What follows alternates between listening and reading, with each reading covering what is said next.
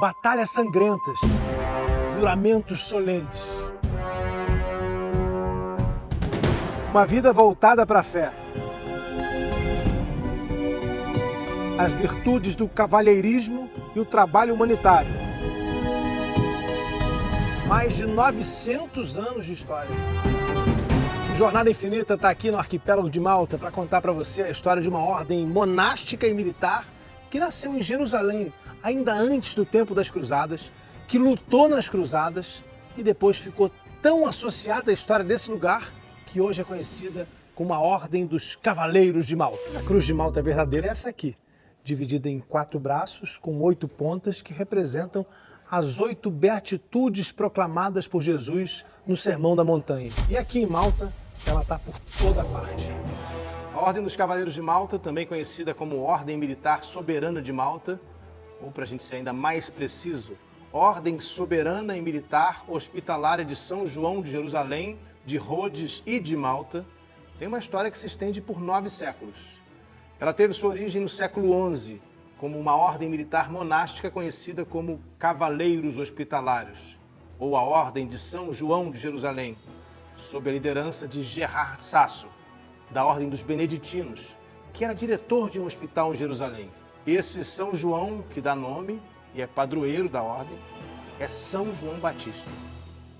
Com o sucesso da Primeira Cruzada, Gerard se tornou oficialmente o primeiro grão-mestre da Ordem dos Cavaleiros Hospitalários. E isso foi determinado pelo Papa Pascoal II em 1113. Os hospitalários tinham a missão de cuidar dos peregrinos que iam à Terra Santa. Não é à toa que receberam o nome de hospitalários. Tinham hospitais, cuidavam da saúde dos peregrinos e mais tarde também foram cuidar da saúde dos militares que vinham nas cruzadas. Esse aqui é Jean Parisot de Valette, um sucessor um pouco distante de Gerard, mas que se tornou o mais importante dos grãos-mestres da Ordem dos Cavaleiros Hospitalários. Desde o começo, os membros da ordem foram uma combinação de monges, guerreiros e médicos que administravam hospitais e enfermarias em Jerusalém. Eles defendiam os peregrinos dos ataques de invasores e faziam votos de pobreza, castidade e obediência. Antes de qualquer coisa, a gente precisa fazer uma distinção, para não confundir hospitalários com cavaleiros templários. Você já ouviu falar dos templários? Os templários, cujo nome oficial era Ordem dos Pobres Cavaleiros de Cristo e do Templo de Salomão, surgiram pouco depois dos hospitalários e se concentraram inicialmente na proteção dos peregrinos cristãos que viajavam para a Terra Santa. Existe muita confusão sobre como a ordem começou. Muitas pessoas pensam que tem a ver com as cruzadas, mas não tem a ver com as cruzadas. As cruzadas chegaram em Jerusalém em 1099. A ordem já estava trabalhando em Jerusalém 50 anos antes, fazendo seu primeiro trabalho, que era o trabalho de cuidar dos peregrinos. Os templários nasceram em Jerusalém, começaram defendendo os peregrinos, mas aos poucos foram desempenhando papéis muito mais importantes, ajudando as cruzadas a atravessarem áreas perigosas, enfrentarem os exércitos de muçulmanos, que eram os inimigos, e reconquistarem Jerusalém. Os hospitalários, como o próprio nome diz, nasceram para cuidar da saúde dos peregrinos. Também em Jerusalém, criaram hospitais e depois passaram a participar das batalhas também nas cruzadas. Os templários na frente, os hospitalários atrás, cuidando dos feridos. Quando os cristãos perderam o controle da Terra Santa no fim do século XIII, os cavaleiros hospitalários foram forçados a se mudar. Primeiro para o Chipre, depois para a ilha grega de Rhodes. Em 1525, o Império Otomano, sob o comando de Suleiman, o Magnífico, sitiou a ilha. Depois de meses de combates intensos e sangrentos, as defesas dos hospitalários não resistiram e eles negociaram a rendição. Foi então que, depois de um período de 7 anos vagando, procurando uma terra para se estabelecer, os cavaleiros hospitalários finalmente receberam um presente do Reino de Aragão.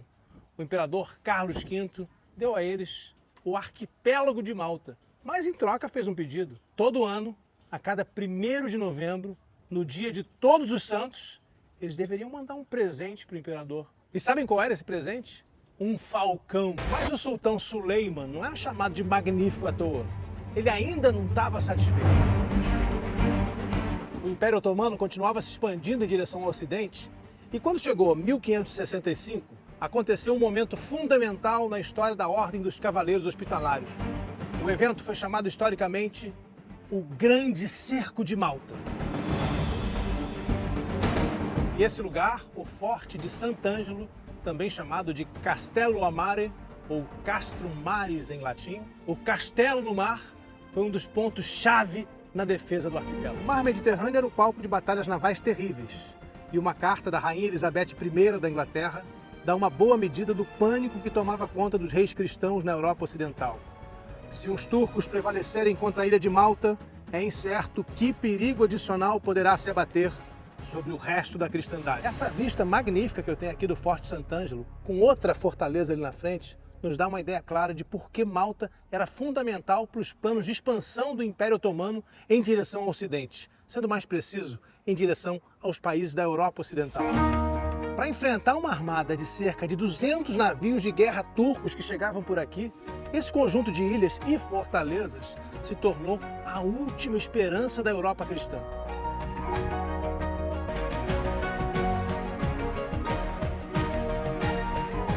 Foi aqui nessa parte do arquipélago, conhecida como Marschallok, hoje uma importante vila de pescadores, que os turcos chegaram com seus navios, forçando a população maltesa a fugir.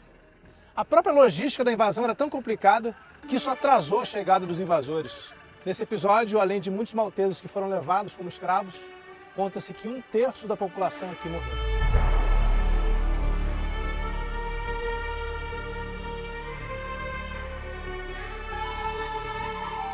Mas os cavaleiros tinham antecipado a estratégia e posicionaram toda a artilharia deles aqui no Forte Sant'Elmo, que aliás foi construído pouco antes, em 1552. A decisão dos otomanos de começar o ataque aqui pelo Forte Sant'Elmo acabou se mostrando desastrosa. Os cavaleiros acabaram perdendo o controle do forte, mas resistiram tão bravamente que acabaram impondo baixas pesadas ao inimigo. E isso foi determinante no resultado da batalha final.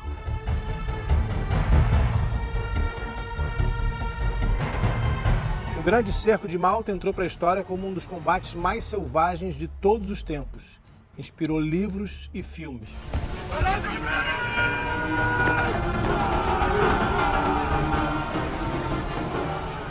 Mesmo em desvantagem numérica e com um aparato militar inferior, os cerca de 8.000 defensores da ilha, sob bombardeio pesado durante 4 meses, conseguiram impedir a invasão dos otomanos e as potências cristãs da Europa respiraram aliviadas.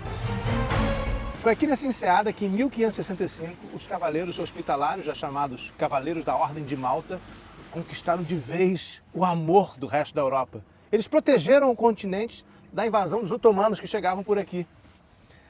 Criou-se nesse lugar o chamado Mar de Sangue. Foram milhares de mortes do lado dos cavaleiros, dos malteses e do lado dos otomanos. Na realidade, era uma luta entre o Islã e o cristianismo. O Islã, que vinha já conquistando terras e mais terras, queria conquistar o resto da Europa. E foi exatamente essa defesa aqui, nesse lugar, nessa enseada, que impediu o Império Otomano de avançar por toda a Europa. Vocês fazem ideia do que isso significa? Isso mudaria o mundo como a gente conhece hoje. Talvez Paris fosse uma capital islâmica, talvez Londres estivesse repleta de mesquitas tomadas pelos árabes. E eu não estou dizendo que isso é bom ou ruim, essa é só a história que a gente está testemunhando aqui em Malta. Com uma imensa capacidade de mobilizar os cavaleiros e também os malteses, o grão-mestre Jean Parisot de La Valette foi o grande arquiteto da vitória.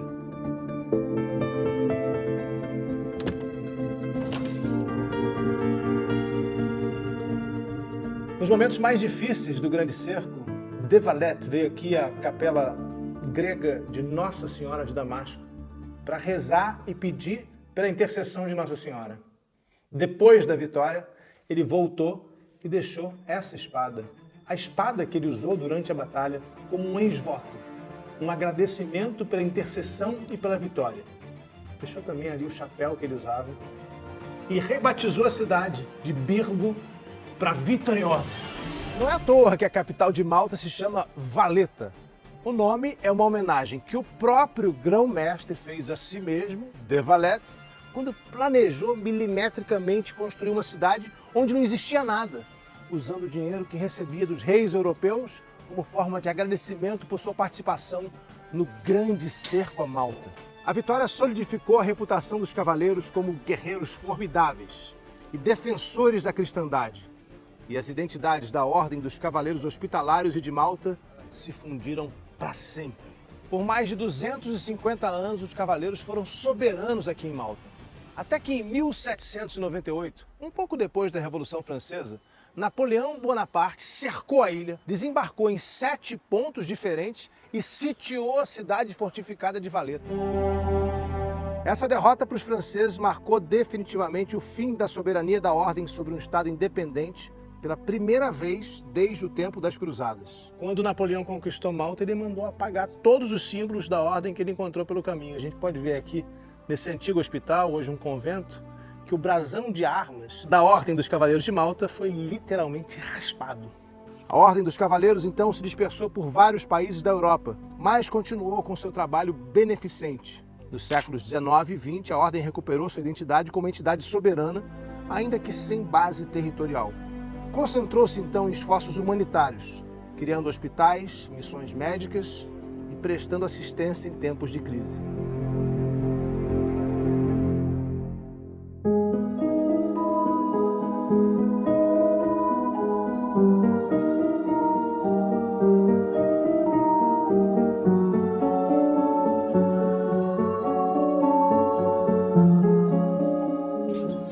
Chaves que está demorando um pouquinho para abrir, porque esse lugar fica fechado ao público. O Jornada Infinita teve permissão do governo de Malta para visitar os 11 túmulos dos grãos-mestres da Ordem de Malta.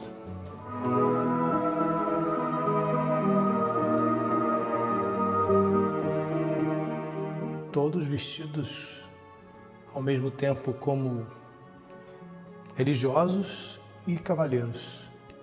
A roupa cristã e o Cavaleiro das Cruzadas.